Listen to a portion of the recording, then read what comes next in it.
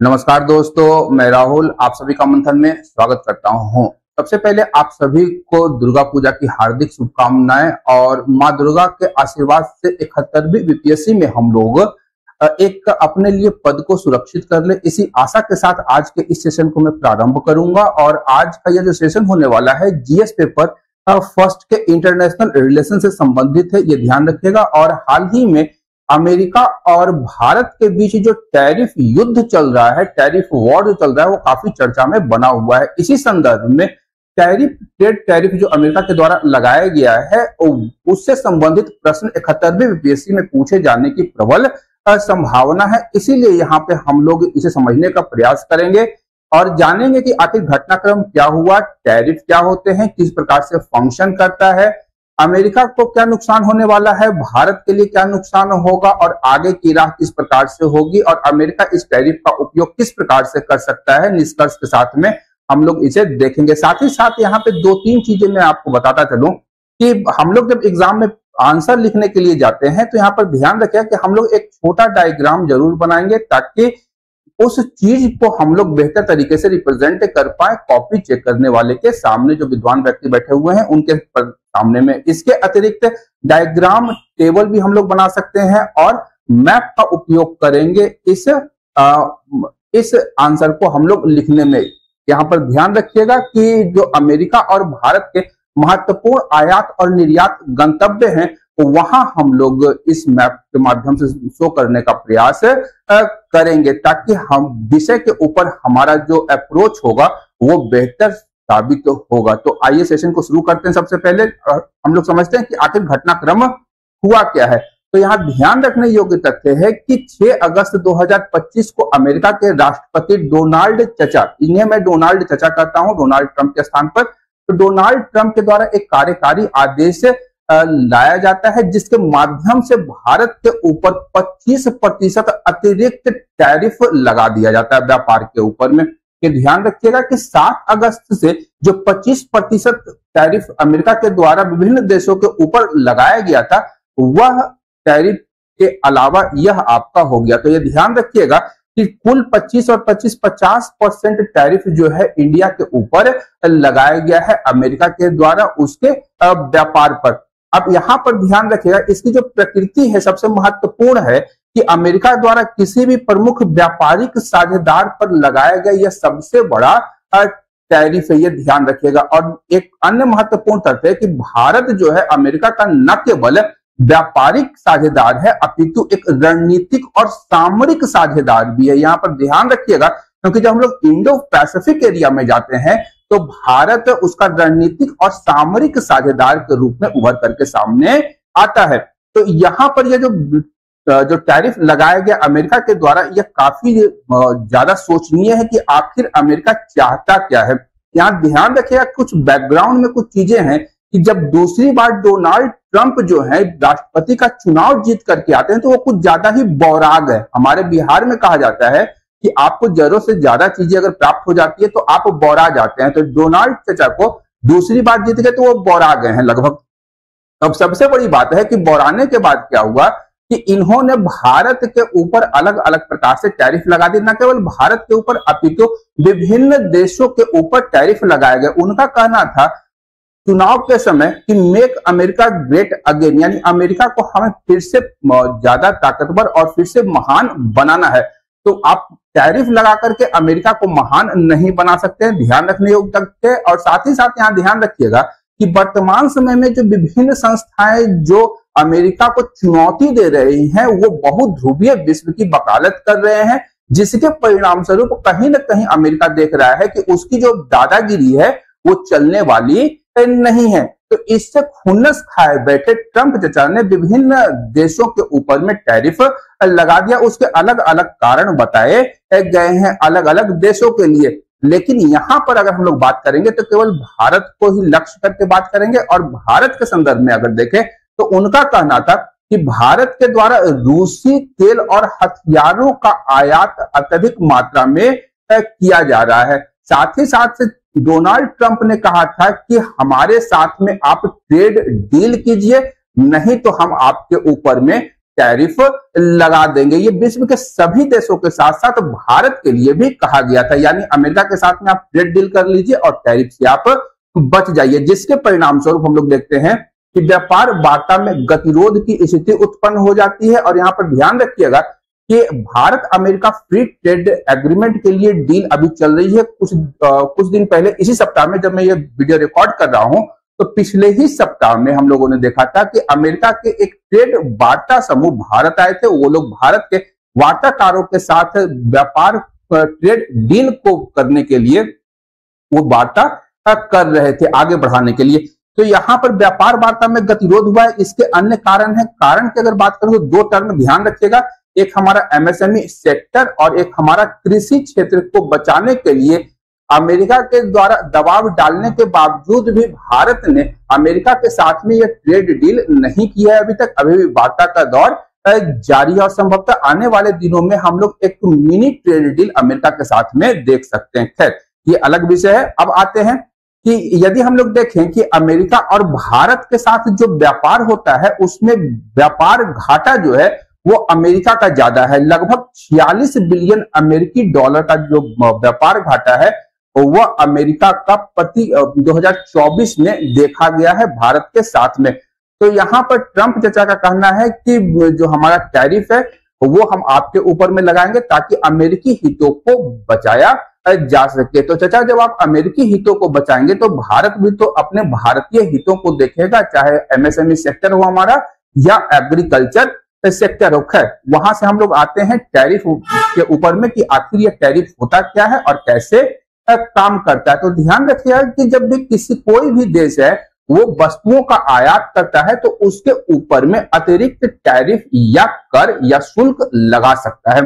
तो अब ये एक टैक्स है। अब यहां पर क्या होगा कि यह जो टैक्स होगा, अगर कोई वस्तु 10 रुपए की बेची जा रही है, 10 रुपए की बेची जा रही है, तो ध्यान रखिएगा कि इस मूल्य के ऊपर ही वह टैरिफ लगाया जाएगा। अब जितना अगर हम 10% लगाते हैं तो यहां ध्यान रखिएगा कि 1 रुपया इस वस्तु के मूल्य में बढ़ोतरी तो हो जाएगी 10% टैरिफ लगाने पे। तो चचा ने 50% टैरिफ ऑलरेडी लगा दिया है। तो ध्यान रखिएगा, मूल्यों में बढ़ोतरी होने से जो आयातक राष्ट्र के उपभोक्ता हैं उनको भी नुकसान इससे होता है। तो यहाँ पर ध्यान रखिएगा कि जो करदाता होगा इस टैक्स का वह विदेशी वस्तुएं आयात करने वाली वह कंपनियां होंगी जो विदेशों से उन वस्तुओं, उपभोक्ता वस्तुओं का आयात करती हैं और वह टैक्स वह सरकार को देगी, अपने स्थानीय सरकार को। उपभोक्ताओं पर प्रभाव क्या पड़ेगा? तो कंपनियों के द्वारा जो आयातित वस्तुएं होंगी वो उस मार्केट में महंगी हो जाती हैं, जिसके कारण जो साधारण वहां के नागरिक होंगे उस पर नकारात्मक प्रभाव पड़ता है। यहाँ उदाहरण में हम लोग अमेरिका को रख सकते हैं, क्योंकि अमेरिका ने टैरिफ लगाया है तो इसका खामियाजा वहां के साधारण अमेरिकी नागरिकों को भुगतना पड़ेगा या वहां के व्यवसाय पर यह प्रभाव डालेगा।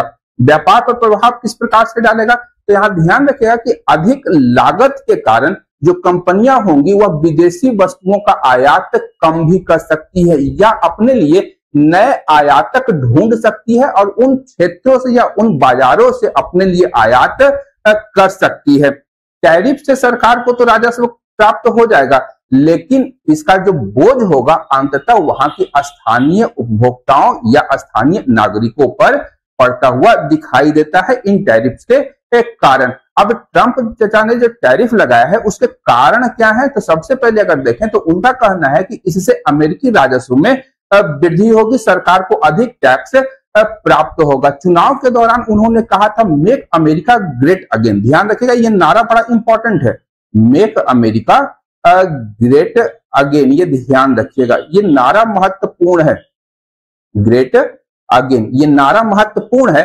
अब इससे डोनाल्ड ट्रंप जो चाहते हैं कि वहां के घरेलू उद्योगों को संरक्षण प्रदान किया जाए, तो उपभोक्ताओं को अमेरिकी उत्पाद खरीदने के लिए प्रोत्साहित किया जाएगा, चाहे वो उत्पाद जो हो घटिया ही क्यों ना हो, उत्पाद महंगे क्यों ना हो। अगर प्रतिस्पर्धा मार्केट में करनी है तो दूसरे के प्रोडक्ट के रेट को आप ऊपर बढ़ा दीजिए और आपका जो प्रोडक्ट है जो महंगा वहां बिक रहा था वो अपने आप सस्ता हो जाएगा। तो यहां पर दो लकीरें खींचने की आवश्यकता है आप जो छोटी लकीर थी उसको आप टैक्स लगा करके बड़ी कर दिए, और जो बड़ी लकीर थी उस पर टैक्स आपने नहीं लगाया। तो कहीं ना कहीं ये संरक्षणवाद या मोनोपोली के ऊपर पर आधारित एक प्रमुख नीति है, और इससे ट्रंप का कहना है कि अमेरिका में इस नीति से वहां पर स्थानीय निवेश और रोजगार की संख्या जो होगी दोनों बढ़ेगी। व्यापार घाटा कम करना तीसरा प्रमुख कारण था। अब अमेरिका का आयात निर्यात अगर हम लोग देखें तो वो लगभग, अगर हम लोग देखें तो आयात पर ज्यादा निर्भर है, ये ध्यान रखिएगा। भारत के मामले में अगर हम लोग बात करते हैं तो 46 बिलियन डॉलर का 46 बिलियन डॉलर का व्यापार घाटा जो है वह भारत के साथ में दिखाई देता है 2024 में। अमेरिका का विदेशी दबाव भी हम लोग कह सकते हैं कि चीन, मैक्सिको और कनाडा का यदि हम लोग उदाहरण लेते हैं तो इन देशों के ऊपर में जो टैरिफ लगाया गया है वहां से अवैध प्रवासियों और ड्रग्स को रोकने की मांग की गई है, अन्यथा चीन, कनाडा और मैक्सिको के ऊपर में अत्यधिक मात्रा में टैरिफ लगाए जाएंगे। यहाँ चीन के लिए एक मैं बात बता दूं कि जब चीन के ऊपर में डोनाल्ड ट्रंप ने टैरिफ लगाया तो वहां से उन्होंने चीन ने अमेरिका को निर्यात किए जाने वाले रेयर अर्थ मेटल्स और सेमीकंडक्टर्स के निर्माण के लिए कुछ महत्वपूर्ण कंपोनेंट्स के निर्यात पर रोक लगा दी। अब इससे अमेरिका को भी नुकसान होने वाला है, परंतु भारत ने अभी तक किसी प्रकार का काउंटर टैरिफ इंपोज नहीं किया है अमेरिका के ऊपर में, यह ध्यान रखने योग्य तथ्य है। अब रूस से जो देश व्यापार कर रहे हैं उन्हें भी टैरिफ की धमकी दी गई है, और अमेरिका चाहता है कि रूस और यूक्रेन का युद्ध जो पिछले लगभग 3 सालों से चल रहा है उसे समाप्त किया जाए। और हम लोग बहुत गाये बगाए देखते हैं कि डोनाल्ड चाचा लगातार बोलते हैं कि मुझे क्या चाहिए, मुझे नोबेल पीस प्राइज दे दो, क्योंकि मैंने 6 या 7 युद्धों को रुकवा दिया है। उसमें उन्होंने इंडिया और पाकिस्तान का जिक्र भी किया है। तो ये ध्यान रखिएगा, यूक्रेन युद्ध को समाप्त करने के लिए, रूस के ऊपर दबाव डालने के लिए, उसके साथ में जो व्यापारिक साझेदार हैं उनको रोकने के लिए उन देशों के ऊपर में टैरिफ लगाया गया है ताकि इस पर दबाव बने। इसकी कानूनी चुनौतियां भी हैं। अब कई टैरिफ्स जो है, यहाँ सबसे महत्वपूर्ण चीज है कि इन्होंने अपना होमवर्क किया नहीं, होम टास्क किया नहीं, और स्कूल में बिना चले गए होमवर्क किए हुए और मास्टर ने लगा दी लताड़ या छड़ी से पिटाई कर दी। तो यही हाल कुछ इनका भी हुआ है वहां पे। तो वहां पे अगर हम लोग देखें तो कानूनी चुनौतियां पेश आई इन टैरिफ को लगाने के बाद में, और टैरिफ घोषणाओं के बाद में बहुत सारी जो टैरिफ रेट्स थी या तो उसे बदली गई या उसे टाली गई। अगस्त में अगर हम लोग देखें तो अगस्त में अमेरिकी अपीलीय न्यायालय ने अधिकांश टैरिफ को अवैध घोषित कर दिया। ये ध्यान रखिएगा, अमेरिका की ही जो अपीलीय न्यायालय है उसने इन टैरिफ को अवैध घोषित कर दिया। और वर्तमान समय की बात करें तो अभी यह अमेरिका के सर्वोच्च न्यायालय में यह मामला विचाराधीन है। यदि सर्वोच्च न्यायालय इन टैरिफ्स को अवैध घोषित कर देती है तो ये टैरिफ्स नल एंड वॉइड हो सकते हैं। अब ये वहां के अंदरूनी हालात पर निर्भर करता है। तो ये थे हमारे ट्रंप द्वारा टैरिफ लगाए जाने के कुछ प्रमुख कारण अलग अलग देशों के लिए। अब इन भारत के संदर्भ में हम लोग देखें तो इनकी प्रमुख विशेषताएं क्या है। तो अगर हम लोग रेट की बात करें, किस रेट से ट्रंप ने यहाँ पर भारत में टैरिफ लगाया है, तो यहाँ ध्यान रखेगा कि अधिकांश वस्तुओं के ऊपर में टैरिफ को दोगुना करके 50% कर दिया गया। 7 तारीख को 25% लगाया गया और 27 तारीख को 50% कर दिया गया। और कहा गया कि 27 अगस्त के बाद अमेरिका में उपभोग किए जाने वाले सभी भारतीय सामानों पर नया टैरिफ लागू होगा, बशर्ते कि जो शिपमेंट है इनका यह उस तिथि से पहले 27 अगस्त से पहले भारत से निकल गया हो या 17 सितंबर से पहले वह अमेरिका पहुंच जाना चाहिए वह शिपमेंट, तभी उस पर 50% टैरिफ इंपोज नहीं किया जाएगा। अगर 17 सितंबर के बाद या 27 अगस्त के बाद कोई शिपमेंट निकलता है, 17 सितंबर के बाद अमेरिका पहुंचता है, तो उन शिपमेंट्स के ऊपर में अमेरिकी सरकार के द्वारा 50% का टैरिफ लगाया जाएगा। अब प्रभावित क्षेत्र क्या होगा भारत में, सबसे महत्वपूर्ण है, इन्होंने कपड़ा क्षेत्र को टारगेट किया है, रत्न और आभूषण क्षेत्र को टारगेट किया, चमड़ा क्षेत्र हो गया, आपका फर्नीचर हो गया, रसायन केमिकल इंडस्ट्रीज हो गई, जूते हो गए और समुद्री खाद्य, जो कि बहुत ही श्रम प्रधान क्षेत्र है, जहां पर भारत के गरीब छोटे मछुआरे अपने छोटे छोटे नौकाओं से समुद्र में मछली का उत्पादन करते हैं। विशेष रूप से आंध्र प्रदेश के मछुआरे जहां से मछलियों को पकड़ करके, समुद्री खाद्य पदार्थों को पकड़ करके अमेरिका निर्यात किया जाता है, उस पर कुठाराघात अमेरिका के द्वारा किया गया है। छूट किसको दिया गया है? अब देखिए, यहां भी खेला हो गया, यहां भी खेला हो गया। और जब मैं आज वीडियो रिकॉर्ड कर रहा हूं तो यहां भी एक खेला है, वो मैं बताऊंगा अभी थोड़ी देर में आप लोगों को, कि स्टील, एल्यूमिनियम, दवाइयां और इलेक्ट्रॉनिक्स वाहनों को इससे छूट प्रदान की गई है। अब ट्रंप चचा ने एक आज ऑर्डर दिया है और उस ऑर्डर में यह भी ध्यान रखिएगा कि फार्मास्यूटिकल्स दवाई, जो हमारा जो मेडिसिन है, उसके ऊपर में भी टैरिफ लगाए गए हैं। और ये टैरिफ कुछ इस प्रकार से लगाए गए हैं, ये भी बड़ा अजूबा है, ये भी ध्यान रखिएगा।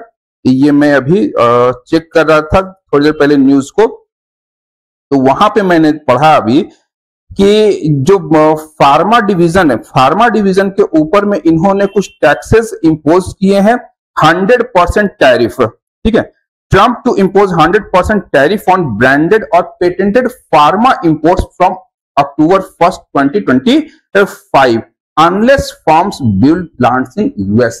यहां ध्यान रखिए, जो भी फार्मा कंपनियां हैं जो अमेरिका के बाहर में पेटेंटेड और ब्रांडेड दवाइयों का निर्माण करती हैं, उनके फॉर्म्स यदि अमेरिका में नहीं है तो 1 अक्टूबर के ऊपर उन पर 100% टैरिफ इंपोज कर दिया जाएगा। और इससे अगर हम लोग बात करेंगे भारत के संदर्भ में, तो भारत जो है लगभग 13 बिलियन आपका दवाइयों का निर्यात किया था, 13 बिलियन यूएस डॉलर का निर्यात किया था अमेरिका को, जो कि 95% था यूएस के एक्सपोर्ट, जेनरिक एक्सपोर्ट्स का। ये ध्यान रखिएगा, भारत जो है जेनरिक दवाइयों का निर्यात अमेरिका को करता है। इसीलिए ये जो आपका ऑर्डर है ट्रंप का नया फार्मा सेक्टर के ऊपर में, ये भारत के लिए राहत देगा। लेकिन सबसे बड़ा नुकसान यहां पर जो होने वाला है वह होगा आपका आयरलैंड को, उसके बाद होगा स्विट्जरलैंड को, ध्यान रखिएगा, स्विट्जरलैंड और जर्मनी को, क्योंकि अधिकतर जो पेटेंट होते हैं वो इन्हीं देशों में पाए जाते हैं। पेटेंट और जो हमारा ब्रांडेड दवाइयां होती हैं ये इन्हीं देशों में होती हैं और ये सबसे ज्यादा प्रभावित होने वाले हैं, तो ये ध्यान रखिएगा। कार्यान्वयन इन टैरिफ्स की बात करें तो 27 अगस्त के बाद आने वाले सभी शिपमेंट के ऊपर में लागू किया गया है। ये हम लोगों ने पहले चर्चा कर लिया है। और याद रखिएगा, मेडिसिन या फार्मा डिवीजन के ऊपर में भी इस प्रकार के टैरिफ लगाए गए हैं। इसके बाद हम लोग देखते हैं कि आखिर ट्रंप चचा बौराए का है भारत को लेकर के, तो ये हो गया भारत पर टैरिफ लगाने का कारण। तो सबसे पहला चीज था कि रूसी तेल का आयात। तो भारत ने अगर हम लोग देखें तो रूस से तेल आयात काफी ज्यादा मात्रा में कर रहा है। और वर्तमान समय की बात करेंगे तो भारत के टॉप 5 क्रूड ऑयल सप्लायर, जो कि अप्रैल सितंबर 2024 का ये डेटा है, ध्यान रखिएगा, तो रूस इसमें नंबर 1 पोजीशन पर है। रसिया से हम लोग सर्वाधिक मात्रा में तेल खरीदते हैं। और कल ही हम लोग देख रहे थे, वहां के ऊर्जा मंत्री, ऊर्जा सेक्रेटरी जो थे, वो बयान दे रहे थे, रूस अगर तेल का उत्पादन करता है, भारत वहां से परचेज कर रहा है, तो हम भी तो तेल का उत्पादन करते हैं, हमसे भी तो ले लो भैया तेल। तो ये स्थिति है इनकी, ये ध्यान रखिएगा। तो अब भारत रूस से तेल जो आयात कर रहा है, इस मामले को लेकर के भारत को दंड देने के लिए भारत के ऊपर इस प्रकार का टैरिफ लगाया गया। व्यापार वार्ता का ठहराव, अमेरिका बोल रहा है ट्रेड, हमारे साथ में ट्रेड डील कीजिए अन्यथा टैरिफ झेलिए, या तो ट्रेड डील कर लो नहीं तो टैरिफ झेलिए। तो यहां पर हम लोग देख रहे हैं कि भारत अमेरिका के साथ में जो ट्रेड डील करने वाला है, वह ट्रेड डील कहीं ना कहीं भारतीय एमएसएमई सेक्टर और कृषि क्षेत्र को प्रभावित कर सकता है, क्योंकि वहां पर जो कृषि क्षेत्र, और हम लोग देखते हैं कृषि क्षेत्र विशेष रूप से अगर हम लोग बात करें तो जेनरिक खाद्य पदार्थों का उत्पादन किया जाता है, जिसमें आपका मक्का हो गया, सोयाबीन हो गया, सूरजमुखी हो गया, या फिर वहां के डेयरी उत्पादों को भारत ने अपने यहाँ इंपोर्ट करने से मना कर दिया है और उसके लिए बाजार नहीं खोले हैं। अमेरिका चाहता है कि उसका मक्का हो, सोयाबीन हो, डेयरी उत्पाद हो, सब भारत में थोक के भाव में भेज दिए जाए। अगर वहां से सारे चीज आती हैं तो कहीं ना कहीं भारतीय किसानों को इससे नुकसान होने की संभावना होती हुई दिखाई देती है, जो सरकार वर्तमान समय में नहीं चाहती है। तो इसके कारण भारत पर अमेरिका ने यह दबाव डाला है कि या तो आप ट्रेड डील कीजिए या नहीं तो हम लोग आपके ऊपर में टैरिफ लगा देंगे, और उन्होंने लगाया भी। इसके अतिरिक्त अमेरिका का तर्क है कि भारत और अमेरिका का जो व्यापार है 2024 में, उसमें 46 बिलियन का डेफिसिट दिखाई दे रहा है। इस डेटा में आप लोग देख सकते हैं 46 बिलियन का डेटा वहां पर दिखाई दे रहा है। और अमेरिका का तर्क है कि दोनों देशों को व्यापार के क्षेत्र में समान अवसर मिलना चाहिए, ताकि जो ट्रेड डेफिसिट है वो आपका ज्यादा भारत के पक्ष में, अमेरिका के पक्ष में ना झुके, दोनों के ऊपर में बराबर बराबर लागत होनी चाहिए, ये ध्यान रखेगा। हम लोगों ने 87 बिलियन डॉलर्स का 2024 में इंपोर्ट किया और एक्सपोर्ट किया 42 बिलियन यूएस डॉलर का। तो कहीं ना कहीं ये जो कारण है, ये कारण हम लोगों को दिखाई देते हैं टैरिफ लगाने के। यहाँ एक चीज मैं ध्यान दिला दूं आप लोगों को कि जब 2020-21 में जब कोविड का काल था, तो उस काल में हम लोग देखे थे कि जो अंतरराष्ट्रीय तेल के मूल्य थे वो काफी ज्यादा फ्रेजाइल थे, काफी ज्यादा उसमें अप्स एंड डाउन्स देखा जा रहा था। तो अमेरिका ने भारत से आग्रह किया था कि वह रूस से तेल आयात करे, ताकि जो अंतरराष्ट्रीय मूल्य है तेल के, उसे थोड़ा सा स्थिर रखा जा सके। ये ध्यान रखिएगा, अमेरिकी राष्ट्रपति जो बाइडेन के द्वारा यह आग्रह भारत के साथ ही 2020-21 में ये किया गया था, ताकि अंतरराष्ट्रीय तेल मूल्यों को स्थिर रखा जा सके। तो एक समय जब आपका लाभ होता हुआ दिखाई देता है तो आप बोलते हैं भैया ये कर लो, और जब आपको घाटा हो रहा होता है तो अब वो मत करो, क्योंकि तुम जो हो तुम वो गलत काम कर रहे हो और उसके लिए हम तुम्हें दंड देंगे। तो कहीं ना कहीं हम देखते हैं कि ये अमेरिका की दादागिरी ही भारत के साथ में दिखाई दे रही है, और भारत का सीधा करना है कि वो अपनी अखंडता और संप्रभुता की रक्षा करते हुए अपने लिए जो उसके लिए श्रेष्ठ होगा वैसे फैसले लेने के लिए भारत स्वतंत्र है। कई मामलों में विदेश मंत्री एस जयशंकर ने ऐसा बयान दिया हुआ है, चाहे वो यूरोप के लिए हो चाहे वो अमेरिका के लिए हो। अब भारत पर अमेरिका द्वारा लगाए गए टैरिफ का प्रभाव क्या होगा, तो इस प्रकार का डायग्राम हम लोग बना सकते हैं।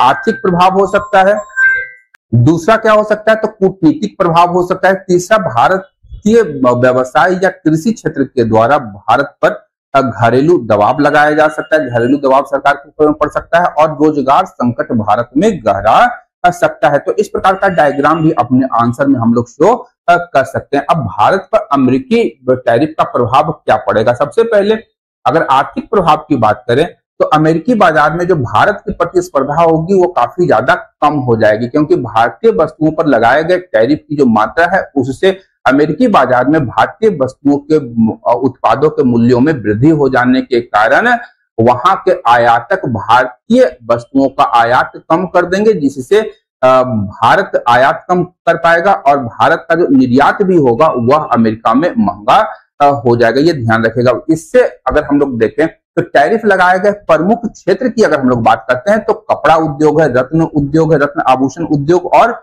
हमारा समुद्री खाद्य पदार्थ। यहाँ ध्यान रखिएगा कि भारत में कृषि के बाद कपड़ा उद्योग जो है वह दूसरा सबसे बड़ा रोजगार प्रदाता है भारत में। ये ध्यान रखिएगा, दूसरा सबसे बड़ा रोजगार प्रदाता है भारत में। तो कहीं न कहीं यह जो निर्णय है अमेरिका का भारत के दूसरे सबसे बड़े रोजगार क्षेत्र पर नकारात्मक प्रभाव डाल सकता है। अब यदि हम लोग देखें तो जब भारत निर्यात नहीं कर पाएगा तो इससे भारत के जीडीपी पर या समस्त अर्थव्यवस्था पर नकारात्मक प्रभाव पड़ेगा। हमारा जो जीडीपी 6.7% के आसपास का है वह घट करके 5.5, 5.8 या कुछ भी हो सकता है, ये ध्यान रखिएगा।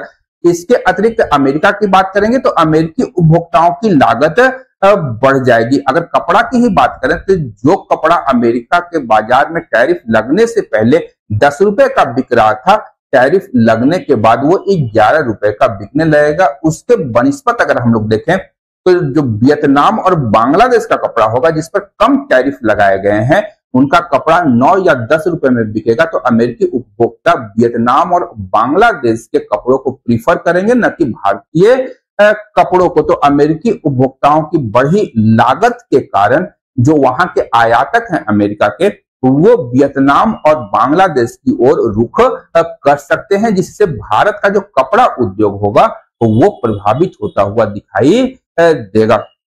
दूसरा क्या हो सकता है कारण, तो भू राजनीतिक और कूटनीतिक प्रभाव। अब इससे इन दोनों देशों के मध्य जो संबंध जो है, जो रणनीतिक और सामरिक साझेदारी है अमेरिका और भारत की, उसमें तनाव उत्पन्न हो सकता है और भविष्य की विभिन्न वार्ताओं में अमेरिका इस प्रकार के टैरिफ को इंपोज करने की धमकी भारत को दे सकता है और कह सकता है कि भारत की जो हम लोग कह सकते हैं कि जो भारत की सौदेबाजी होगी, सौदेबाजी की शक्ति वह अमेरिका के सामने कम हो सकती है और अमेरिका द्वारा सौदेबाजी को ये जो टैरिफ लगाने का जो प्रभाव है, इससे टैरिफ को सौदेबाजी के हथियार के रूप में भी उपयोग कर सकता है। हाल ही में हम लोगों ने देखा था कि भारतीय वायुसेना चाहती है कि उसके लिए लड़ाकू विमान खरीदे जाएं। ये ध्यान रखिएगा, लड़ाकू विमान खरीदे जाएं, भारतीय वायुसेना का कहना है, क्योंकि वर्तमान में हम लोग देख रहे हैं कि आने वाले दिनों में जो हमारा पुराना योद्धा है MiG-21 वह भारत में रिटायर कर रहा है। ये ध्यान रखिएगा, MiG-21 रिटायर कर रहा है और गवर्नमेंट चाहती है कि वह 114 या एयरफोर्स चाहती है कि 114 medium wait fighter aircraft Bharat खरीदे, जो कि सबसे बड़ा डील होने वाला है लड़ाकू विमान के लिए। सिंगल एक डील है, ये ध्यान रखिएगा। और इसके लिए एयरफोर्स का जो पहली प्राथमिकता है वह है फ्रांस के राफेल की, सरकार राफेल को खरीद करके हमें दे। लेकिन अमेरिका कहीं ना कहीं चाहता है कि वह उसके F-35 विमान को खरीदे, ये ध्यान रखिएगा। और यूएस चाहता है कि अमेरिका ये विमान भारत को बेचे, ये ध्यान रखिएगा। अब इस विमान को बेचने के लिए अमेरिका भारत के ऊपर में सौदेबाजी के लिए टैरिफ इंपोज करने की धमकी दे सकता है। हम लोगों ने देखा था केरल में मॉनसून आने से पहले जून के महीने में ब्रिटेन का F-35 खुले में ऐसे ही पड़ा हुआ था। उसमें क्या हुआ था नहीं हुआ था किसी को पता नहीं चला आज तक, लेकिन वो तिरुवनंतपुरम केरल के एयरपोर्ट पर वो ऐसे ही खुले में पड़ा हुआ था। हैंगर भी उन्होंने लेने से इनकार कर दिया था। चलिए, तो ये सब चीजें हैं, ये ध्यान रखिए। सौदेबाजी के हथियार के रूप में टैरिफ का उपयोग अमेरिका कर सकता है। इसके बाद घरेलू प्रभाव क्या पड़ेगा, तो हम लोग देख रहे हैं कि यहाँ ध्यान रखिएगा कि कुछ प्रोडक्ट्स ऐसे हैं जो इस पर की हाई ड्यूटीज लगाई गई है। जैसे हमारा देखिए अपैरल, नीटेड जो है हमारा कपड़ा नीटेड और वूवन है, इस पर लगभग 60% और 63.9% का टैरिफ लगाया गया, ये ध्यान रखें। कारपेट्स के ऊपर में 52% है, टेक्सटाइल्स के ऊपर में 59% है, जेम्स एंड ज्वेलरी पर 52.1% है। यानी कहीं भी अगर देख लें हम लोग तो 52.1% से कम का टैरिफ अमेरिका इंपोज नहीं कर रहा है। और सर्वाधिक जो प्रभाव पड़ेगा हमारा टेक्सटाइल और अपैरल पर पड़ेगा, कपड़ा क्षेत्र पे, जेम्स रत्न और आभूषण क्षेत्र पे, श्रिम्प एक्सपोर्ट जो कि समुद्री खाद्य पदार्थ है। और आंध्र प्रदेश के जो मछुआरे हैं, आंध्र प्रदेश से सर्वाधिक श्रिम्प जो है वो अमेरिका निर्यात किया जाता है। लेदर एंड फुटवेयर हो गया हमारा, केमिकल्स हो गया, और मशीनरी एंड अप्लायंसेस जो है वो अंतिम में प्रभावित होता हुआ दिखाई दे रहा है। $9 बिलियन रुपीज का प्रभाव यहाँ पे दिखाई देगा। तो घरेलू बाजार में यहाँ पर ध्यान रखिएगा कि जब हम लोग एक्सपोर्ट नहीं कर रहे होंगे तो ये प्रोडक्ट जाएंगे कहाँ, तो ये उत्पादक कंपनियां जिन्होंने निर्यात के लिए इन सामानों का उत्पादन किया था, इससे हमारा जो घरेलू बाजार है वह पट जाएगा। और इससे क्या होगा कि जब बाजार में दाम जो होंगे, जब उत्पादों की भरमार हो जाएगी तो दाम अपने आप उन उत्पादों के घट जाएंगे, जिससे उत्पादकों का जो मुनाफा होगा वह घट जाएगा। अंततः वो लोग उस सामान का उत्पादन करना बंद कर सकते हैं, जिससे रोजगार में लगे, उन सामानों के उत्पादन में लगे हुए लोगों का जो रोजगार होगा उनसे छीन जाने की आशंका बनी हुई है। अब इसके लिए उनके बचाव के लिए या उत्पादकों को उनके मुनाफा को बरकरार रखने के लिए सरकार को अपने स्तर से सब्सिडी पैकेज या अन्य प्रकार का आर्थिक पैकेज देने पर दबाव बन सकता है, ताकि भारत में रोजगार की जो स्थिति है वो खराब ना हो। तो इस प्रकार से घरेलू प्रभाव भी यहाँ पे पड़ सकता है। अब अमेरिकी टैरिफ के प्रभाव की बात करेंगे तो ध्यान रखें, इस प्रकार का डायग्राम हम लोग दिखा सकते हैं कि निर्यात में गिरावट होगा, रोजगार संकट हो सकता है, क्योंकि श्रम प्रधान उद्योग जो है वो सर्वाधिक प्रभावित हो रहे हैं। जैसे हमारा कपड़ा उद्योग, रत्न उद्योग और हमारा समुद्री खाद्य उद्योग, श्रिम्प उद्योग जो है इससे प्रभावित होगा। जीडीपी वृद्धि दर हमारी कम हो जाए क्योंकि उत्पादन जो होगा वो कम हो जाएगा।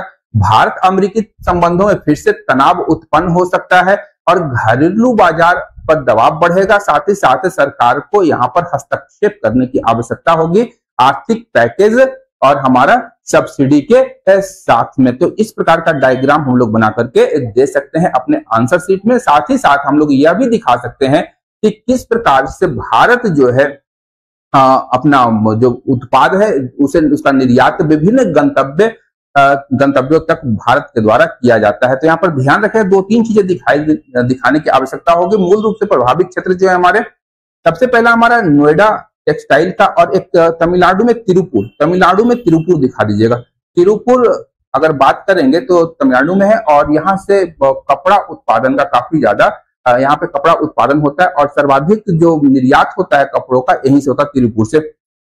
आंध्र प्रदेश और केरला की बात करेंगे तो यहाँ से विभिन्न मसालों का निर्यात किया जाता है, यह भी श्रम प्रधान उद्योग है, ये ध्यान रखिएगा। सूरत की बात करेंगे, ध्यान रखिएगा, सूरत नीचे हो गया, सूरत यहाँ है।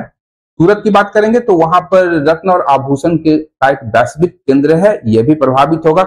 और किस किस जगहों को निर्यात किया जाता है तो ध्यान रखिएगा, नोएडा से हमारा और सूरत से न्यूयॉर्क पोर्ट को निर्यात किया जाता है और लॉस एंजल्स पोर्ट को हम लोग आंध्र प्रदेश से मसालों और तिरुपुर से कपड़ा का निर्यात करते हैं, ये ध्यान रखिएगा। अगर हम लोग वर्ल्ड मैप नहीं बना सकते हैं तो एटलीस्ट हमें दो चीजें बनानी होंगी, एक हमारा अमेरिका का मैप और दूसरा हमारा भारत का मैप, और विभिन्न आयात निर्यात गंतव्यों को हमें दिखाने की आवश्यकता यहाँ पे हो जाएगी। इसलिए हमें थोड़ा सा ज्योग्राफी पे भी ध्यान या पकड़ रखने की आवश्यकता होती है इंटरनेशनल रिलेशन में। यहाँ पर हम लोग इस डायग्राम के माध्यम से शो कर सकते हैं अमेरिका और भारत को, ये ध्यान रखिएगा।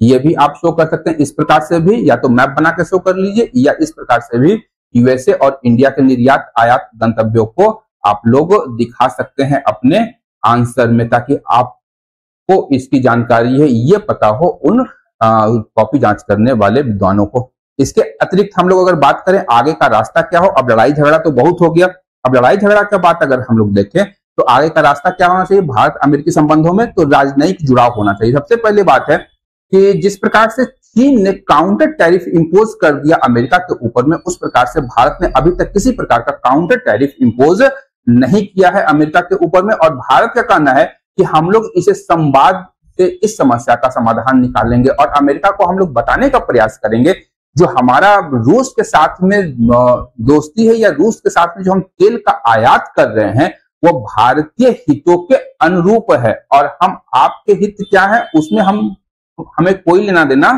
नहीं है। आप किसके साथ में संबंध रखते हैं, किसके साथ में संबंध नहीं रखते हैं, उससे मुझे मतलब नहीं है। लेकिन यहां पर है कि हमारी जो इंटीग्रिटी है, हमारी अखंडता, हमारी संप्रभुता जो है, इस बात की इजाजत नहीं देता है कि हम आपके द्वारा कहे गए निर्णय के अनुसार हम काम करें। ये ध्यान रखिए, क्योंकि भारत एक संप्रभु राष्ट्र है और यहां हमें ये सभी बातें अमेरिका तक पहुंचानी होगी और उसे समझानी होगी कि हम लोग क्यों ये चीज कर रहे हैं। इसके बाद हमें बाजार विविधीकरण पर भी ध्यान देना होगा, संवाद पर जोर देने के साथ साथ कि हमें यूरोप, लैटिन अमेरिका या अफ्रीका या खाड़ी के देशों के बाजारों को टटोलना होगा। और भारत लगभग ये कर भी चुका है, कर भी रहा है कि भारत 40 देशों तक अपनी पहुंच को बनाने का प्रयास कर रहा है, ताकि जो हमारे निर्यातक हैं, हमारे जो उत्पादक हैं, उनका जो सामान है अलग अलग देशों में पहुंच करके उनको मुनाफा मिल सके। अब इसके लिए हम लोग एफटीए या फ्री ट्रेड एग्रीमेंट का भी लाभ उठा सकते हैं। हाल ही में हम लोगों ने देखा कि ब्रिटेन के साथ मई जून में हम लोगों ने ट्रेड डील फाइनल कर लिए, फ्री ट्रेड एग्रीमेंट पर हस्ताक्षर हो चुके हैं यूके के साथ में, यूनाइटेड किंगडम के साथ, और यूरोपीय मुक्त व्यापार संघ के साथ भी हम लोगों का जो ट्रेड डील है वो अपने अंतिम चरण में है, वहां भी हमें लाभ मिलने की आशा होगी।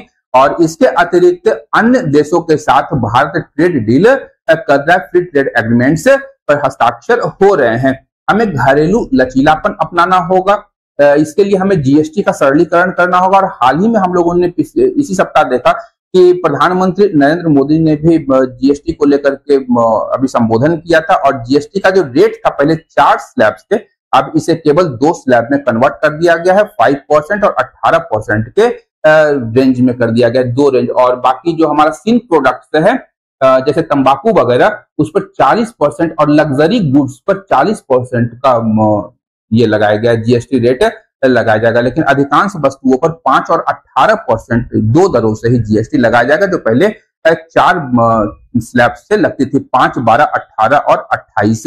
ये ध्यान रखिएगा। तो जीएसटी हम लोग सरलीकरण कर चुके हैं। इसके अतिरिक्त सरकार को सब्सिडी देनी पड़ सकती है, ऋण सुविधा प्रदान करना पड़ सकता है, और शुल्क मुक्त आयात करना होगा। विशेष रूप से कपड़ा उद्योग के लिए हमें क्या करना होगा, बिना किसी शुल्क लिए ही आयात करने की इजाजत कपड़ा क्षेत्र को देनी होगी, ताकि इन्हें कम से कम नुकसान झेलना पड़े और रोजगार को हम लोग यहाँ पर बचा करके रख पाए। व्यापार वार्ता समाधान करना होगा।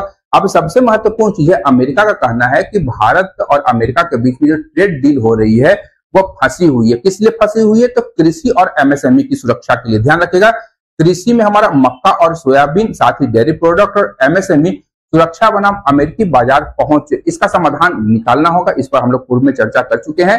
तो वार्ता के माध्यम से इनका भी समाधान निकालने की आवश्यकता हो सकती है।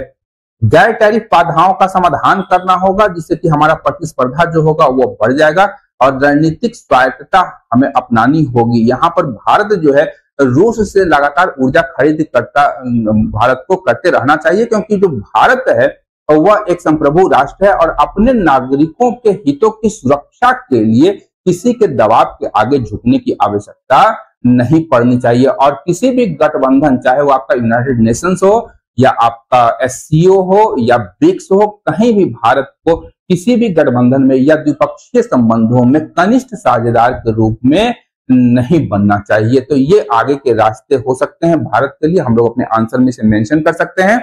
अब निष्कर्ष की बात करेंगे तो ध्यान रखिएगा कि अमेरिकी टैरिफ भारत के लिए एक आर्थिक चुनौती के साथ साथ कूटनीतिक दबाव दोनों है। अब ध्यान रखिएगा कि हमारे यहाँ एक कहावत मशहूर है, आपदा में भी अवसर हमें दिखाई देती है। ये ध्यान रखिएगा।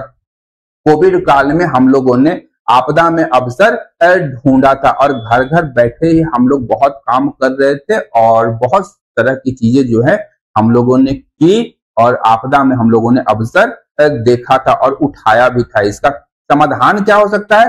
तो हमें एक संतुलित रणनीति बनाने की आवश्यकता होगी, जिसमें हम लोग घरेलू बाजार या घरेलू सुधार कर सकते हैं। आर्थिक मोर्चे पर हमें बाजार विविधीकरण करना होगा। हमारे निर्यात गंतव्यों का जो है वो अलग अलग देशों तक पहुंच बढ़ाने की आवश्यकता होगी, और हमें अपनी रणनीतिक स्वायत्तता को स्थापित करने की बात है। हम लोग किसी भी देश या किसी भी संस्था के माध्यम से डिक्टेट हमें नहीं होना चाहिए।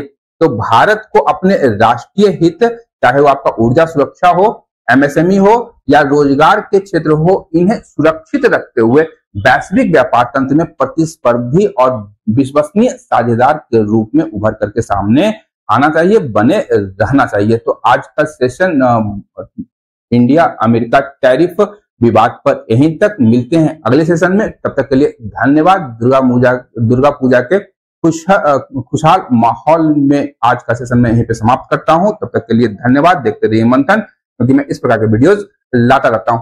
धन्यवाद।